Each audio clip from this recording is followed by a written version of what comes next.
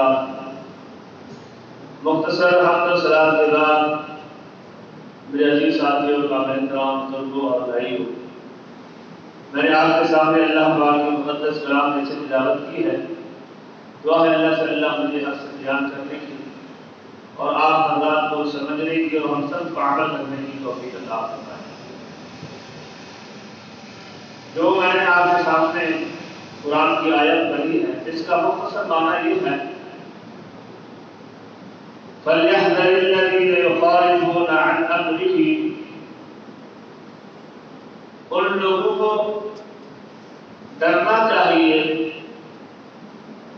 ہر وقت دل میں خوف رکھنا چاہیے جو اللہ کی مخالفت کرتے ہیں۔ کس چیز سے ڈرنا چاہیے؟ ان تصیبہم فتنہ، اس اللہ کی مخالفت کی وجہ سے کوئی ان کے اوپر فتنہ نہ آ جائے، اور یصیبہم عذاب علیم، اللہ اس کے رسول کی مخالفت کی وجہ سے دردناک عذاب نہ آ جائے۔ یعنی اس آیت سے یہ ثابت ہوا جو اللہ اور اس کے رسول کی مخالفت کرتے ہیں، یعنی جو اللہ کی بات پر عمل نہیں کرتے اور رسول اللہ کی حدیث پر عمل نہیں کرتے، مخالفت کرتے ہیں، ان کے اوپر دو قسم کی عذاب آ سکتے ہیں۔ سب سے پہلا عذاب فتنے میں مبتلا ہو جائیں گے، ہر وقت پریشانیاں ہی پریشانیاں، فتنہ ہی فتنہ، چل رہے فساد ہی فساد۔ دوسرے نمبر پر دردناک عذاب، وہ آسمان سے جس طرح بھی نازل ہو، جس طرح بھی عذاب اللہ دینا چاہے، اور وہ سب سے دردناک عذاب ہوگا جو تکلیف دہ عذاب ہوگا۔ تو اس لحاظ سے ہمیں چاہیے کہ اللہ کی مخالفت نہ کریں اور رسول اللہ کی مخالفت نہ کریں۔ یہ شعبان کا مہینہ جو کہ گزر رہا ہے، اور شعبان کے بعد رمضان کا مہینہ آنے والا ہے، اسی طرح شب برات منائی جاتی ہے۔ آج 11 ہے، یعنی سوموار مغرب کو 15 کی رات ہوگی شب برات، جس طرح آج ہم مسلمان عید مناتے ہیں۔ شب برات کو عید کہا جاتا ہے۔ حالانکہ مسلمانوں کی دو عیدیں ہیں، عید الفطر اور عید الاضحیٰ۔ عید الفطر قربانی، عید الفطر رمضان کے بعد عید آتی ہے، روزہ رکھنے کے بعد۔ عید الاضحیٰ 10 ذی الحجہ کو قربانی کی جاتی ہے، گھر پر ذبح کیا جاتا ہے اللہ کے نام پر۔ اس دو عیدوں کے علاوہ اسلام سے، قرآن سے، حدیث سے، شریعت سے کوئی ثابت چیز نہیں ہے۔ اب ہمارے اندر بہت سارے عیدیں ہو گئی ہیں، عید الفطر بھی ہے، عید الاضحیٰ بھی ہے، شب برات کی عید ہے، اور 12 ربیع الاول کی عید ہے، شان قرآن نزول کے دن کی عید ہے۔ بہت ساری عیدیں ہمارے اندر آ گئی ہیں۔ یعنی یہ ہے نبی کی مخالفت، یہ ہے قرآن کی مخالفت۔ اللہ نے اور اس کے رسول نے تو ہمیں 2 عیدیں بتائی ہیں سال میں۔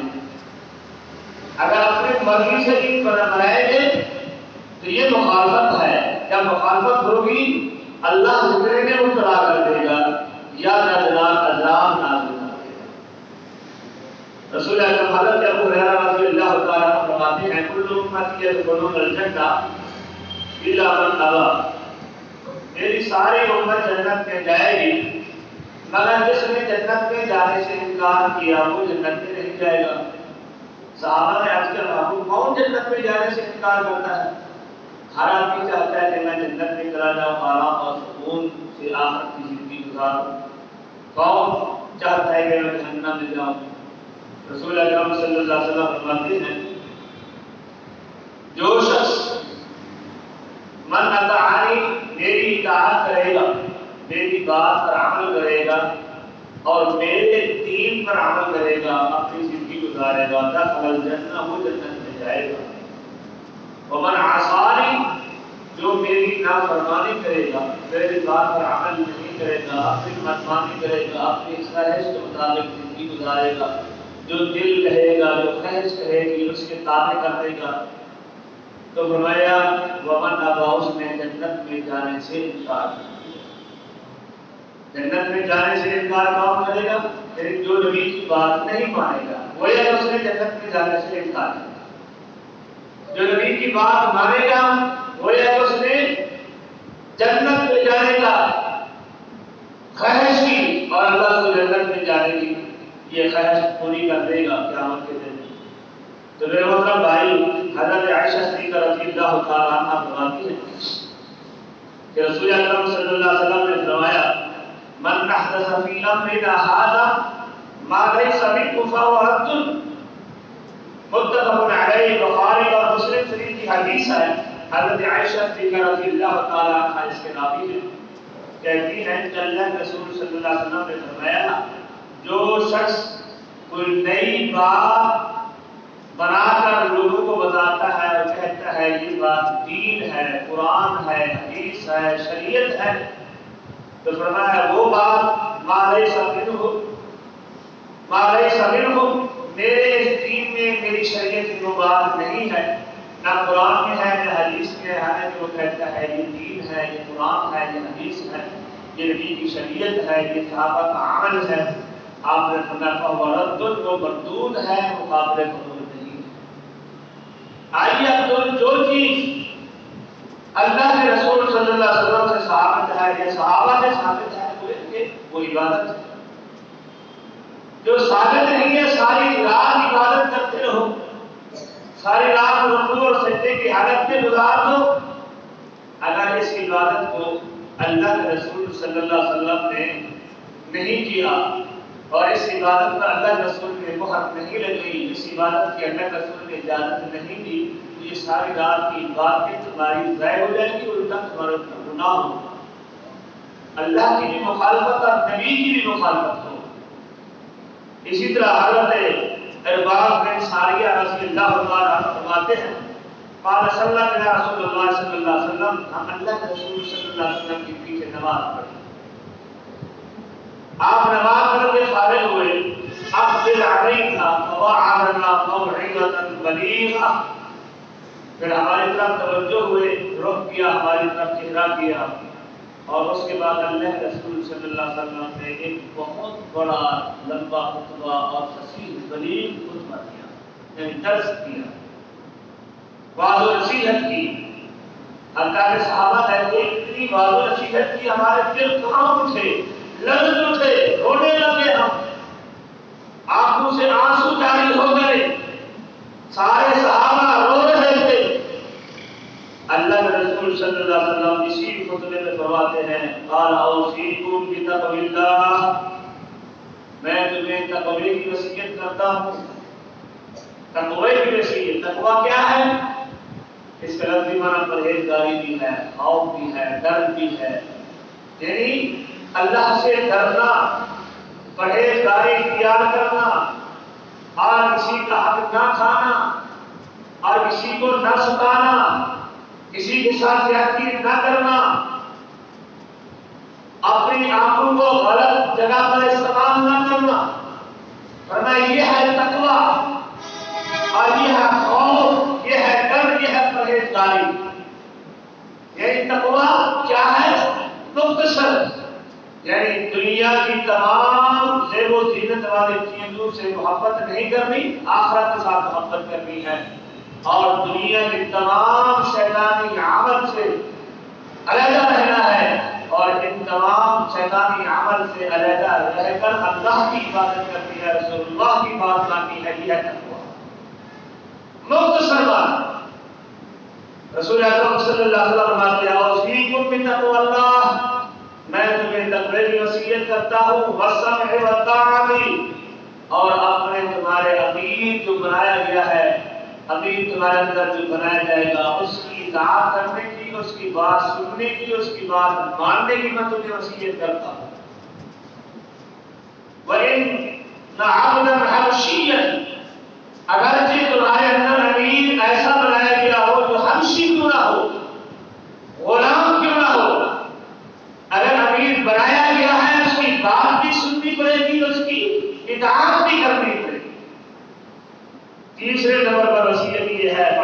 بسنتی و سنت الخلفاء المہدیین الراشدین۔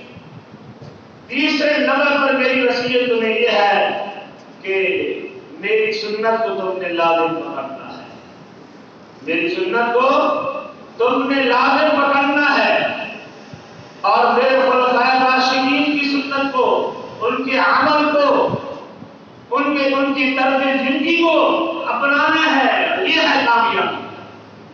اور اس خطبے میں، اس درس میں کتنی چیزوں کی وصیت کی؟ سب سے پہلی چیز تقوی کی وصیت، دوسرے نمبر پر اپنے امیر کی اطاعت کرنے کی وصیت کی، اور تیسرے نمبر پر فرمایا میری سنت کو اپنانا ہے، میری سنت پر عمل کرنا ہے، میری سنت کو نہیں چھوڑنا، اور میرے خلفائے راشدین کے طریقے کے مطابق اپنی زندگی گزارنی ہے۔ کیونکہ اللہ نے فرمایا فَآمَنُوا بِمِثْلِ مَا آمَنتُم بِهِ فَقَدِ اهْتَدَوْا، اگر تم میرے محبوب کے صحابہ جیسا ایمان لے آؤ گے فَقَدِ اهْتَدَوْا، تب تم ہدایت پا جاؤ گے، کامیاب ہو جاؤ گے۔ محبوب کے صحابہ جیسا ایمان لے، ابو بکر صدیق رضی اللہ تعالیٰ عنہ جیسا ایمان لے، عمر بن خطاب رضی اللہ تعالیٰ عنہ جیسا ایمان لے، عثمان غنی رضی اللہ تعالیٰ عنہ جیسا ایمان لے، حضرت علی حضرت طلحہ جیسا ایمان لے، صہیب رومی جیسا، بلال حبشی جیسا، سلمان فارسی جیسا، ابو ہریرہ رضی اللہ تعالیٰ عنہ جیسا ایمان لے آؤ، تم کامیاب ہو جاؤ گے، ہدایت پا جاؤ گے۔ اللہ اکبر۔ سیدنا سہل بن سعد رضی اللہ تعالیٰ عنہ فرماتے ہیں قیامت کے دن آپ ایک نہر پر ہوں گے جس کا نام حوض کوثر ہے، انا اعطیناک الکوثر، قرآن ہے، انا اعطیناک الکوثر، بے شک ہم نے تجھے کوثر نہر عطا کی ہے۔ قیامت کے دن آپ اس کوثر نہر پر ہوں گے اور پوری امت کو پانی پلائیں گے، پوری امت کو پانی پلائیں گے۔ اللہ کے رسول صلی اللہ علیہ وسلم پانی پلا رہے ہوں گے، ایک جماعت آئے گی جن کے چہرے چمکتے ہوئے ہوں گے، کیونکہ اللہ کے رسول کا فرمان ہے وضو کی وجہ سے چہرہ چمکے۔ اللہ اکبر۔ اللہ کے رسول نے اللہ سے سوال کیا تھا، اللہ بہت سارے نبی آئے، بہت سارے نبیوں کی امتیں بھی ہوں گی، تو میں اپنی امت کو کیسے پہچانوں گا کہ میری امت ہے، یہ میری امت کا فرد ہے، یہ میری امت آ رہی ہے، مجھے کیسے معلوم ہوگا؟ کس نے سوال کیا؟ اللہ کے رسول صلی اللہ علیہ وسلم نے، یا اللہ مجھے بتلائیے، مجھے نشانی بتا دیں کہ میری امت کی نشانی سے میں پہچان لوں اپنی امت کو۔ فرمایا آپ کے چہرے چمکتے ہوئے، وضو کی رسنے کی وجہ سے ہاتھ چمکتے ہوئے، پاؤں چمکتے ہوئے، ایک جماعت آئے گی چہرہ چمکتا ہوا، اللہ کے رسول خوش ہو جائیں گے میری امت کے لوگ آ گئے، پانی پلانے کے لیے آگے دوڑیں گے، آگے چلیں گے، فرشتے حائل ہو جائیں گے، سامنے آ جائیں گے، دیوار بن جائیں گے، ان کو مار مار دھکیل کے جہنم میں ڈال دیں گے۔ اللہ کے رسول صلی اللہ علیہ وسلم فرمائیں گے اللہ کے فرشتوں چھوڑ دو، یہ تو میری امت کے لوگ آئے ہیں، ان کو تو چھوڑ دو۔ اللہ اکبر۔ اللہ کا فرشتے کی طرف سے جواب ملے گا ٹھیک ہے یہ آپ کی امت کے لوگ ہیں، لیکن انہوں نے آپ کے دین کو بگاڑ دیا تھا، آپ کی سنت کو تبدیل کر دیا تھا، اپنی مرضی سے مسئلے لوگوں کو بتاتے تھے، اپنی مرضی سے عبادت کرتے تھے، اپنی مرضی سے عمل کرتے تھے، جو عبادت جو عمل آپ سے ثابت نہیں ہوتا تھا اس کو دین سمجھتے تھے اور لوگوں کے سامنے اس کو دین بنا کر پیش کرتے تھے۔ اللہ کا رسول فرماتے ہیں سبحان لمن غیر میرے سے دور کر دو، لے جاؤ ان کو، میرے قریب نہ لے آؤ ان کو۔ تو لفظ کہنے کا یہ ہے جو رسول اکرم صلی اللہ علیہ وسلم کی سنت کو تبدیل کرتا ہے، دین کو تبدیل کرتا ہے، آپ کی حدیث کو بدل دیتا ہے، یا ایک عام جو اللہ کے رسول سے ایک عمل ثابت نہیں ہے اس کو ہم عبادت بنا کر اور دین بنا کر ثابت کریں لوگوں کے سامنے، تو ان لوگوں کے بارے میں اللہ نے فرمایا ان تصیبہم فتنۃ او یصیبہم عذاب علیم، یا تو فتنے میں مبتلا ہو جائے گے یا دردناک عذاب اللہ کرنا چاہتا ہے، یعنی اللہ کے رسول کی مخالفت کرنے کی وجہ سے۔ آئیے قرآن میں آیا سورۃ مائدہ 6 پارہ، ترکت فیکم اليوم اکملت لکم دینکم واتممت علیکم نعمتی ورضیت لکم الاسلام دینا، کہ میں نے دین کو مکمل کر دیا. اس کا مختصر معنی کیا ہے؟ چھٹا بارہ سورۃ مائدہ کہ میں نے دین کو مکمل کر دیا. یہ اسلامیات کی کتابوں میں تقریباً یہ آیات پڑھ چکے ہو آپ لوگ کہ دین آج سے 1400 سال پہلے اللہ کے رسول کے دور میں اللہ کے رسول اللہ کو پیارے ہونے سے پہلے دین اللہ نے مکمل کر دیا تھا. اللہ نے اپنے پیارے نبی محمد رسول اللہ کی زندگی میں دین مکمل کر دیا تھا. آج اگر ہم کہہ رہے ہیں ایسے مسائل بھی ہیں جو اللہ کے رسول نے ہمیں نہیں بتلائے تھے، آج کے مجتہد یا فقیہ ہمیں بتلاتے ہیں. نہیں، یہ عقیدہ رکھنا اور یہ ایمان رکھنا کہ اللہ کے رسول نے اپنے نبی کو ہر مسئلے کا حل نہیں بتلایا. آج فقیہ اور مجتہد لوگ اس مسئلے کا حل بتا رہے ہیں تو وہ ایماندار نہیں، وہ ایمان سے خالی ہے. دین مکمل ہے. الیوم اکملت لکم دینکم واتممت علیکم نعمتی کہ میں نے دین کو مکمل کیا، اپنی نعمتوں کو تمہارے اوپر مکمل کر دیا ہے. تو میرے محترم بھائیو، آج اگر ہم کہیں کہ یہ 15 شعبان کی رات بات کیا چل رہی ہے؟ یہ عید آ رہی ہے 15 شعبان کو، عید آ رہی ہے. جبکہ عید نہیں ہے، عید صرف دو ہیں، عید الفطر اور عید الاضحیٰ. اسلام میں اور اللہ کے رسول نے اور تمام صحابہ نے اہل بیت نے صرف سال میں 2 عیدیں منائی، عید الفطر اور عید الاضحیٰ. رمضان کے بعد والی عید اور ذوالحجہ میں 10 ذوالحجہ والی عید، یہ 2 عید. اس کے علاوہ کوئی عید اسلام میں قرآن میں ثابت نہیں ہے.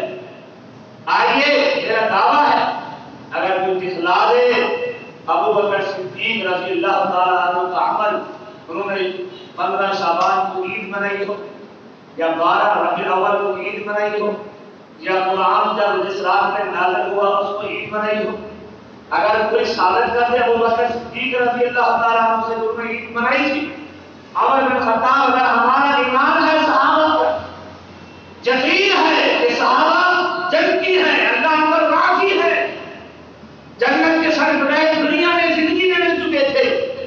کیوں؟ کہ وہ دین پر صحیح معنی عمل کرتے تھے. جو کچھ اللہ کے رسول بتاتے تھے اس پر عمل کرتے تھے، اس میں نہ کمی کرتے تھے نہ زیادتی کرتے تھے. اس لیے ایک صحابی آیا، آپ نے عرض کیا اللہ کے رسول صلی اللہ علیہ وسلم فرمایا مجھے دلنی علی عمل اذا عملتہ دخلت الجنہ، اے معبود مجھے ایسا عمل بتلائیے جب میں وہ عمل کروں سیدھا جنت میں چلا جاؤں. رسول اکرم صلی اللہ علیہ وسلم بتاتے ہیں، فرمایا میرے جہادی ارادی شخص سب سے پہلا عمل جو تمہیں جنت میں لے جائے گا ان تعبد اللہ ولا تشرک به شیئا، اللہ کی عبادت کرنی، اللہ کے ساتھ کسی اور کو شریک نہیں ٹھہرانا. جب تو اللہ کی عبادت کرے گا، اللہ کو وحدہ لا شریک تسلیم کرے گا تو سیدھا جنت میں جائے گا. دوسرا عمل ہے تو قیم الصلاۃ المکتوبہ، فرض نماز با جماعت ادا کیا کرو. جب تم فرض نماز با جماعت ادا کرو گے اللہ تجھے سیدھا جنت میں بھیج دے گا. تیسرا عمل فرمایا وَأَتِ الزَّكَاةَ الْمَفْرُوضَةَ، جب تمہارے پاس پیسہ موجود ہو، سال گزر جائے، زکات دینے کا ٹائم آ جائے، سال کے بعد زکات ادا کر دیا کرو، اللہ تمہیں سیدھا جنت میں لے جائے گا. فرمایا چوتھا عمل وتصوم رمضان، جب سال میں 1 مہینہ رمضان شریف آ جائے، رمضان شریف کے پورے روزے رکھ لینا. فرمایا اس روزے رکھنے کی وجہ سے اللہ تجھے سیدھا جنت میں بھیج دے گا. راوی کی حالت میں کیا سوال کیا؟ ایسا عمل بتلائیے جو میں عمل کر لوں سیدھا جنت میں جاؤں. تو اللہ رسول نے کون سے عمل بتایا جنت میں جانے کے لیے؟ اللہ کے ساتھ شرک نہیں کرنا، یہ عقیدہ مضبوط کرنا ہے کہ اللہ سب کچھ کرنے والا ہے، اللہ کے علاوہ کوئی کچھ نہیں کر سکتا، نہ نفع پہنچا سکتا ہے نہ نقصان پہنچا سکتا ہے. اگر یہ عقیدہ ہمارا مضبوط ہو جائے تو یہ جنتی شخص ہے. اور دوسرے نمبر پر نماز، تیسرے نمبر پر زکات، چوتھے نمبر پر رمضان کے روزے. تو ابھی اگلا مہینہ آ رہا ہے، اللہ ہم سب کو رمضان کے روزے رکھنے کی توفیق عطا فرمائے. میرے محترم بھائیوں، تو اللہ کے رسول کے سامنے وہ ارادی اتحادی شخص کیا کہتا ہے؟ واللہ لا ازید علی ھذا ولا انقص منہ. توجہ کریں، اللہ کی قسم ہے، اللہ کے رسول جو کچھ مجھے آپ نے بتلایا اس میں نہ کمی کروں گا نہ زیادتی کروں گا، اس پر عمل کروں گا. وہ فلما اللہ وہ پیٹ پھیر کر چلا گیا. اللہ کے رسول نے صحابہ کو کہا، میرے صحابیوں جی یا رسول اللہ، لبیک یا رسول اللہ، کیا حکم ہے؟ فرمایا کیا تم چاہتے ہو کہ ہم اپنی زندگی میں دنیا میں چلتے پھرتے جنتی کی زیارت کر لیں جنتی شخص کی؟ فرمایا آپ کو بتائیے، ہم تو چاہتے ہیں کہ جنتی شخص کی ہماری زیارت ہو جائے دنیا میں. فرمایا یہ شخص جنتی جا رہا ہے. کیا فرمایا؟ یہ شخص دیکھو جنتی جا رہا. اس نے کیا کہا تھا؟ صرف یہی کہا تھا اللہ رسول جو کچھ آپ نے بتایا اس میں نہ کمی کروں گا نہ زیادتی کروں گا، نہ گھٹاؤں گا نہ بڑھاؤں گا، اس پر عمل کروں گا. اللہ رسول نے اس کو جنت کی بشارت دی. آج ہم بھی اگر اس بات کا عہد کر لیں کہ اللہ تیرا دین سچا، تیرا دین مکمل، تو نے اپنا مکمل نبی کی شریعت کو اپنے نبی پر پہنچا دی اور تیرے نبی نے صحابہ تک پہنچائی، صحابہ نے آج ہم تک پہنچائی. فرمایا دین سچا ہے اور دین مکمل ہے اور میرا نبی محمد رسول اللہ دین کو مکمل کر کے لائے کہ اگر یہ ہمارا عقیدہ ہو جائے تو ہم بھی جنت میں جائیں گے. محترم بھائیوں، مقصد کہنے کا یہ ہے کہ یہ شب برات عارف نا، ہم شب برات آج 11 ہے نا، سوموار پیر کے دن شام کو 15 کی رات ہوگی. آئیے ہم قرآن سے دیکھتے ہیں، حدیث سے دیکھتے ہیں، نبی کے فرمان شریعت کے صحابہ کے عمل کو دیکھتے ہیں کہ شب برات کو 15 کی رات کو کیا ابو بکر صدیق جا کر ساری رات عبادت کی، ساری رات عمر بن خطاب نے کی تھی، علی حیدر کرار نے، حسن حسین رضی اللہ تعالیٰ اہل بیت، اگر انہوں نے کی ہے تو ہم بھی کریں گے، اگر نہیں کی تو ہم نہیں کر سکتے. ہم تو قرآن حدیث کے پابند ہیں. مومن جو ہے یہ دنیا مومن کے لیے قید ہے، کافر کے لیے جنت ہے. قید کا مطلب کیا ہے کہ مومن قرآن حدیث کا پابند ہے، اپنی مرضی نہیں کر سکتا، اپنی مرضی سے سو نہیں سکتا، اپنی مرضی سے اٹھ نہیں سکتا، اپنی مرضی سے قدم نہیں اٹھا سکتا. لیکن قرآن حدیث کا مومن پابند ہے، جو کچھ قرآن کہے گا، جو کچھ نبی کا فرمان کہے گا، اس پر پابند ہے مومن. اس لیے دنیا جو ہے مومن کے لیے قید ہے، قید خانہ ہے. اللہ اکبر. شب برات کیا نبی اکرم صلی اللہ علیہ وسلم یا صحابہ، کیونکہ نبی اکرم صلی اللہ علیہ وسلم کی 63 سالہ زندگی میں یہ شب برات آئی تھی نا، 15 شعبان. 40 سال کے بعد آپ کو نبوت ملی. 23 سالہ نبوت والی زندگی میں بھی 23 مرتبہ یہ 15 شعبان آئی ہوگی. آئی تھی کہ نہیں؟ 23 مرتبہ، یعنی 23 سالہ نبوت کا دور. کیا آپ صلی اللہ علیہ وسلم سے کوئی ایک سال یا ایک رات ثابت کرے کہ اللہ رسول نے فرمایا ہو یا عمل کیا ہو کہ 15 شعبان پوری رات عبادت کرو، صرف 15 شعبان کو اللہ تمہارے گناہوں کو معاف کر دے گا؟ یہ کہیں بھی اللہ رسول کے ساتھ نہیں. صرف ایک خاص رات کو مقرر کرنا. یہ قاعدہ ہے حضرت عائشہ صدیقہ رضی اللہ تعالی عنہا، حضرت ام سلمہ رضی اللہ تعالی عنہ فرماتی ہیں کہ اللہ رسول صلی اللہ علیہ وسلم رمضان کے بعد، توجہ کریں، رمضان کے بعد سب سے زیادہ روزے شعبان میں رکھتے تھے. رمضان کے بعد سب سے زیادہ روزے شعبان کے مہینے میں رکھتے تھے. یہ افضلیت ہے، یہ مقام ہے. لیکن یہ نہیں کہ صرف ایک رات خاص کر لینا اور ایک دن خاص کر لینا. یہ نبی سے ثابت نہیں ہے، یہ ابو بکر صدیق سے ثابت نہیں ہے، یہ عمر بن خطاب سے ثابت نہیں ہے، اہل بیت سے ثابت نہیں ہے.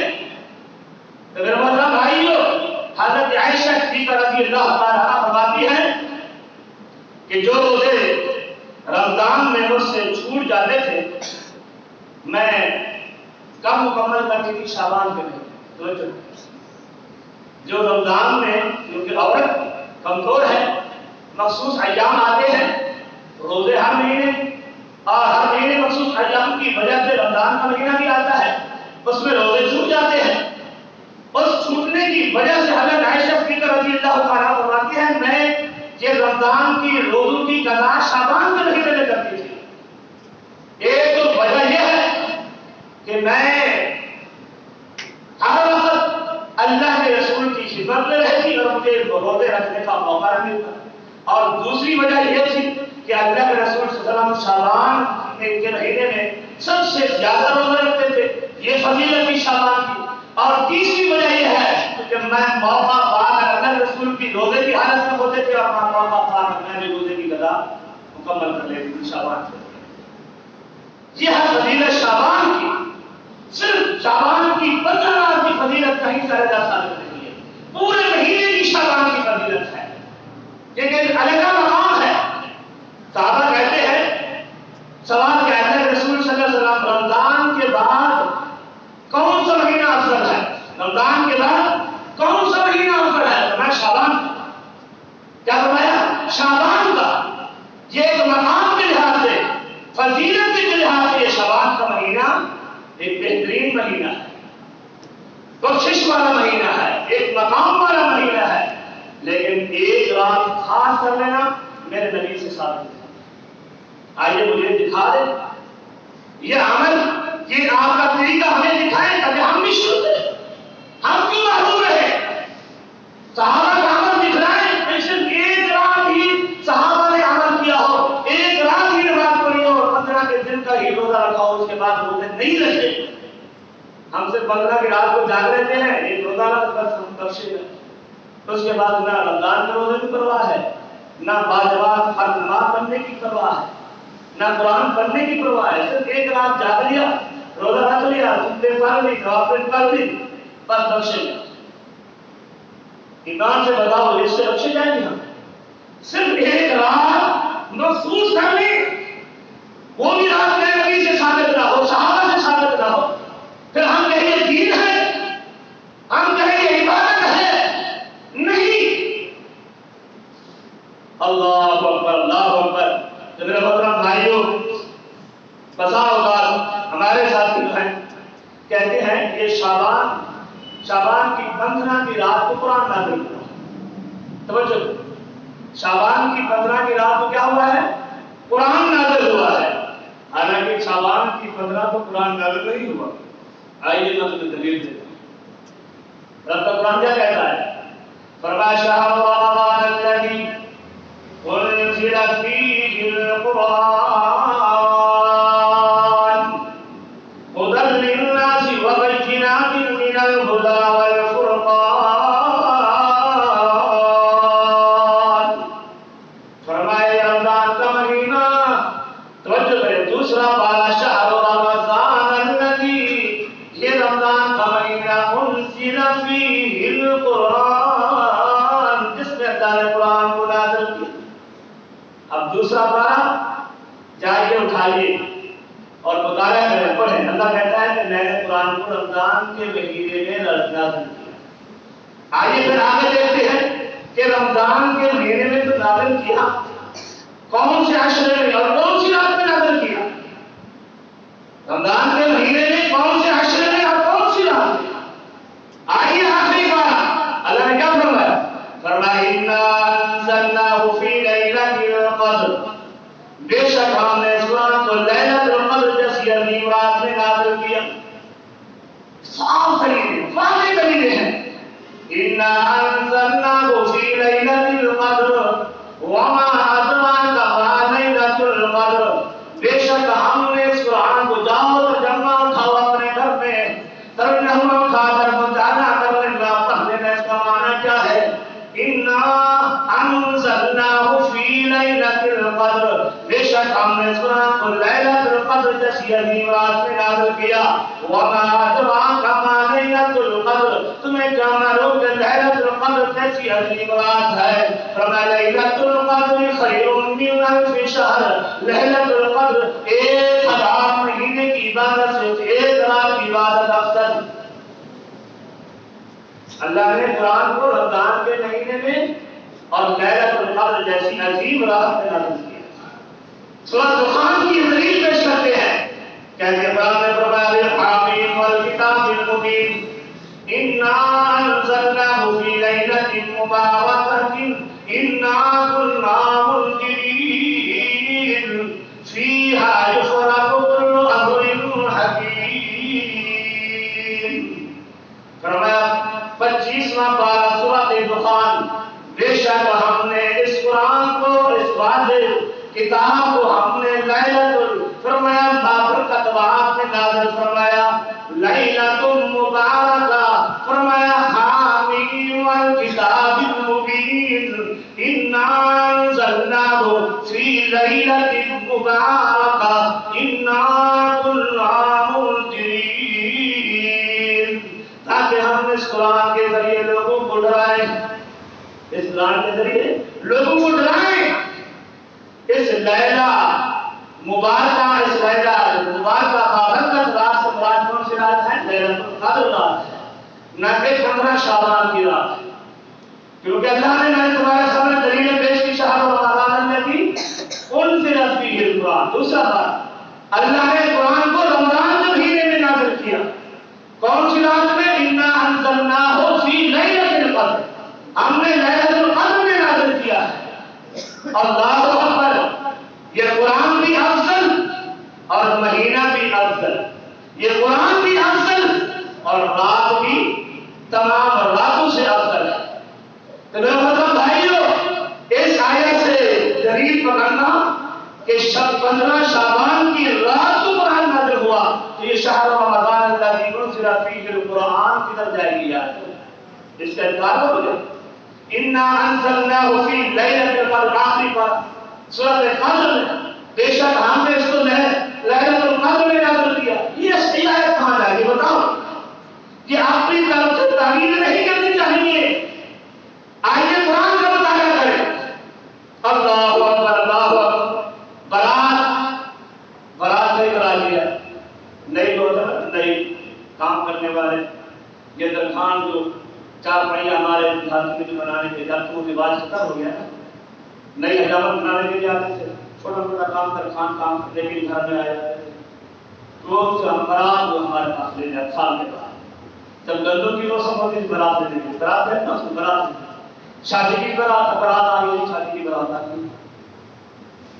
اصل یہ برات کیا ہے؟ ہم نے برات کو شب برات بنا دیا، یعنی جاگنے کی رات، صرف جاگنا ہے اس برات. اللہ جاگنا تو شادی کی رات میں جاگا جاتا ہے. تو میرے محترم بھائیو، یہ شب برات صرف یہ مخصوص کام لینا کہ اسی رات کو جاگنا ہے، اسی رات کو عبادت کرنی ہے، اور 15 کے دن کو، 15 شعبان کے دن کو روزہ رکھنا ہے. پھر گناہ معاف، کیسی جگہ گناہ معاف، کیونکہ عقیدہ کمزور ہے. آئیے نبی اکرم صلی اللہ علیہ وسلم سے کافی حدیثیں ثابت ہیں. اللہ کے رسول صلی اللہ علیہ وسلم نے فرمایا کہ جو شخص نبی کی مخالفت کرتا ہے فَلْيَحْذَرِ الَّذِينَ، ان کو ڈرنا چاہیے، يُخَالِفُونَ، اللہ کے نبی کی مخالفت کرنے سے. اگر تم مخالفت کرو گے اور يُصِيبَهُمْ فِتْنَةٌ اور يُصِيبَهُمْ عَذَابٌ أَلِيمٌ، یا تم فتنے میں مبتلا ہو جاؤ گے یا اللہ کا عذاب تم پر نازل ہوگا. اگر نبی کی مخالفت کرو گے فَلْيَحْذَرِ الَّذِينَ يُخَالِفُونَ عَنْ أَمْرِهِ تُصِيبَهُمْ فِتْنَةٌ أَوْ يُصِيبَهُمْ عَذَابٌ أَلِيمٌ. 18واں پارہ سورۃ نور کے آخری یہ آتے ہیں، آخری سورہ ہے. جاؤ گھر میں مطالعہ کرو، قرآن اٹھاؤ. ہم نبی کی مخالفت نہ کریں ورنہ قیامت کے دن ہمارے نبی ہماری شفاعت نہیں کرے گا. اگر نبی کی مخالفت کریں گے ہم نبی کے ہاتھوں حوض کوثر کا پانی نہیں پئیں گے، محروم ہو جائیں گے. اور جنت کے دروازے پر کون کھڑے ہوں گے؟ ہمارے نبی، آپ کے نبی محمد رسول اللہ. اگر مخالفت کرو گے کیا تم نبی کے ساتھ جنت میں داخل ہو گے؟ نہیں ہو سکتے. نبی کی مخالفت کرنے سے جنت سے محروم، حوض کوثر کے پانی سے محروم، نبی کی شفاعت سے محروم ہو جائے گا. اللہ اکبر، اللہ اکبر. میرے محترم بھائیو، آئیے بہت ساری دلیلیں ہیں. نبی اکرم صلی اللہ علیہ وسلم جس طرح یہ رسم جو ہے 15 شعبان والی روزے جو ہے نا، میں نے پہلے بتا دیا یہ شعبان کا مہینہ پورا فضیلت والا ہے. اللہ رسول سے ثابت ہے کہ اللہ کے رسول سب سے زیادہ روزہ رمضان کے بعد شعبان کے مہینے میں سب سے زیادہ. تو آج 11 تاریخ ہو گیا. آپ بتائیں کوئی ہم میں سے کسی نے روزہ رکھا شعبان؟ 11 ہو گیا. آج کسی نے روزہ رکھا ہے؟ کیا ہمیں محبت ہے نبی کے ساتھ، قرآن کے ساتھ، نبی کے فرمان کے ساتھ، دین کے ساتھ، شریعت کے ساتھ؟ یہ محبت نہیں. ایسی محبت کے ساتھ کرنا جو نبی کی مخالفت ہو، یہ محبت نہیں. ایسی محبت کے ساتھ کرنا جو اللہ کی مخالفت ہو اور اللہ کی عذاب کے مستحق ہے، یہ محبت نہیں. 11 دن گزر چکے ہیں. کوئی دعویٰ کرے کہ میں نے روزہ رکھا شعبان میں؟ اللہ کریم سب کے نہیں تھے، کسی نے رکھا بھی ہوگا. اچھے لوگ بھی ہیں، سارے برابر نہیں ہیں. تو بھائیو، شعبان میں سب سے زیادہ روزے رکھو، سب سے زیادہ عبادت کرو، قرآن کی تلاوتیں کرو، سخاوت کرو، اللہ کے نام پر مال خرچ کرو. لیکن دن مخصوص نہیں کرنا، رات مخصوص نہیں کرنی. اللہ رسول سے مخصوص دن ثابت نہیں ہے، نہ مخصوص رات ثابت ہے، نہ صحابہ سے ثابت ہے. پورا رمضان افضل ہے، یہ پورا شعبان افضل ہے. شعبان کی پورے راتیں افضل ہیں، فضیلت والے ہیں. شعبان کے پورے دن فضیلت والے ہیں. ایک رات ساری رات عبادت کرو، صبح کی نماز کا سو بھی جائے، صبح کی نماز میں عبادت نصیب نہیں ہوگی. ہمارے نوجوان ساری رات عبادت کرنے کے لیے، گپ شپ لگانے کے لیے، چائے پینے کے لیے، رات گزارنے کے لیے آ جاتے ہیں، چراغا کر لیتے ہیں، مٹھائیاں تقسیم ہو جاتی ہیں، ساری رات گپیں ہوتی ہیں، اور اذان ملنے سے پہلے نیند آ گئی، جماعت ختم، فجر کی نماز رہے. بتاؤ ایسی عبادت کرنے کا فائدہ کیا ہے جو ہمیں ہر نماز پڑھنے ہماری.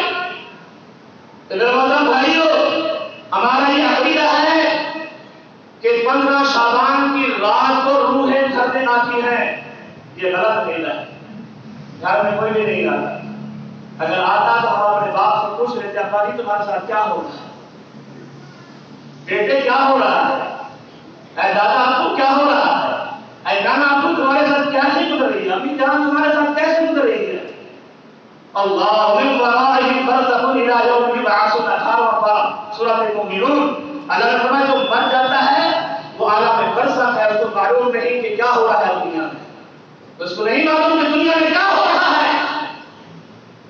آئیے یہ عقیدے کمزور چھوڑ دیں کہ ہمارے روح 15 شعبان کی رات ہمارے گھر میں آ کے نہیں آتی، حلوہ کھانے کے لیے نہیں آتی، مٹھائی کھانے کے لیے نہیں آتی.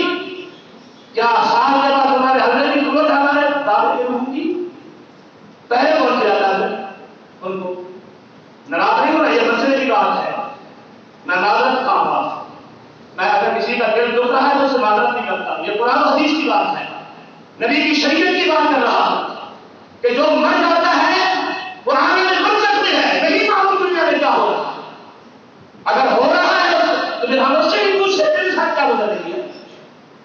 اللہ قرآن کے کافی آیاتیں اور کافی سوارے بھرے ہوئے ہیں کہ فرمایا نہ سنتا ہے، نہ دیکھتا ہے، نہ نسل کا مالک ہے، نہ نقصان کا مالک ہے، کچھ نہیں جانتا وہ عالم میں برزخ کیسی زندگی اس کی. یہ اللہ ہی جانتا ہے کہ وہ کیسے زندگی گزار رہا ہے، ہم نہیں جانتے. بھائیو، یہ بات ہمارے بھائیوں کا عقیدہ یہ ہے جو مردہ فوت ہو جاتا، جو بندہ فوت ہو جاتا ہے کہ 15 شعبان تک اس کی روح معلق رہتی ہے. معلق مانا لٹکی رہتی ہے. 15 شعبان تک اس کی روح معلق اور لٹکی رہتی ہے. جب 15 شعبان آتی ہے، حلوہ پوری بناتے ہیں، مٹھائیاں تقسیم کرتے ہیں، بریانی تقسیم کرتے ہیں، پھر اس کی معلق ختم ہو جاتی ہے، اس کی روح کھل جاتی ہے. ایمان سے شعبان کے بعد کون سا مہینہ آتا ہے؟ رمضان، پھر شوال. اگر شوال رمضان میں موت آ جائے تو پورا سال لڑکی رہے گی. یہ بھی عقیدہ ہے کہ ہمارے باپ کی روح لڑکی ہوئی ہے، بس ہماری امی کی روح لڑکی ہوئی ہے. یہ ہمارا عقیدہ، یہ ہماری سوچ. ہمیں سوچ اپنے باپ کے بارے میں اچھی رکھنی چاہیے، اپنی امی کے بارے میں سوچ اچھی رکھنی چاہیے. اللہ مجھے امید ہے اللہ تو میرے باپ کو جنت میں جلاتی ہوگی، میرے باپ کو جنت میں جلاتی ہوگی. ان کی دعا ہے کہ ہمارے باپ کی روح لڑکی ہوئی ہے، ایک سال میں لڑکی رہے گی. جب 15 شعبان نہیں آئے گا، حلوہ پوری نہیں بنانا، تقسیم نہیں کر کے نہیں یہ عقیدہ کمزور ہے، رافضی ہونا یہ عقیدہ کمزور ہے۔ اللہ اکبر، 15 شعبان کو خاص نہیں کرنا، توجہ اغراض نہیں ہونا، نہ قرآن سے ثابت، نہ حدیث سے ثابت، نہ نبی کا عمل ہے، نہ ابو بکر صدیق کا عمل ہے، نہ عمر بن خطاب کا عمل ہے، نہ عثمان غنی کا عمل ہے، نہ علی حیدر کرار کا عمل ہے، نہ حسن حسین رضی اللہ تعالیٰ عنہما کا عمل ہے، نہ اہل بیت کا عمل ہے۔ ایک صحابی کا عمل ثابت کرو، اللہ ہم باجماعت نماز پڑھنے کے لیے 15 شعبان کی رات کو تیار ہیں اور اعلان کر کے پڑھیں گے انسان۔ ایک صحابی کا عمل ثابت کرو، ایک صحابی۔ تو ایسا عمل نہیں کرنا چاہیے جس سے گناہ مل جائے، اللہ بھی ناراض ہو جائے۔ دعا اللہ سے اللہ ہم سب کو ان باتوں پر عمل کرنے کی توفیق عطا فرمائے۔ وآخر دعوانا الحمدللہ۔